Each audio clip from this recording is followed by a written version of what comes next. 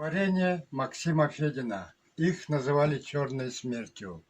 О тувинских добровольцах Тувинской Народной Республики. Их называли «Черной смертью», полчищем Атилы. Война пришла в Туву, достойно все тувинцы в армии служили. И разбегался немец в страхе, слышен был немецкий стон, когда в атаку лобовую шел тувинский эскадрон. Их было 208 человек, все добровольцы, все верхом. И сформирован был из них тувинский эскадрон. Все молоды, и с малых лет все управляются с конем. Отваги им не занимать, пройдут верхом в болоте, в стужу, под дождем. В 40-х годах была Великая война. Тувинскую Народную Республику затронула она. Когда на СССР фашист напал, тувинец первым на защиту своего соседа встал.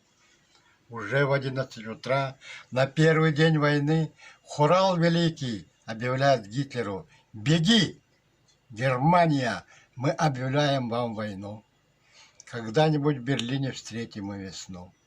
Смеялся Гитлер, и на карте он Туву искать не стал. Потом он сильно-сильно пожалел, что не искал. Тува дала СССР весь золотой запас, все до рубля. Возьмите, братья, все для вас. Подробно на Украине утренний туман. Отряд немецкий окопался, перевязка ран. Отбито 7 атак, ликует враг. Но из тумана показался метрах в 20 отряд. Кавалерийский штурм!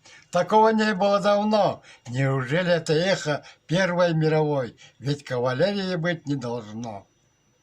Немецкий пунктуальный мост не мог понять, как можно на конях и в лобовую, и как можно так собой рисковать. Порублен в клочья был немецкий тот отряд, и Гитлеру на стол упал доклад.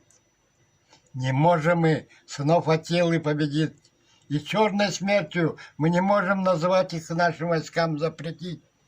И с тех пор прошли года, десятилетия, но помнить будем мы всегда тувинский эскадрон, ушедший уж давно на небеса.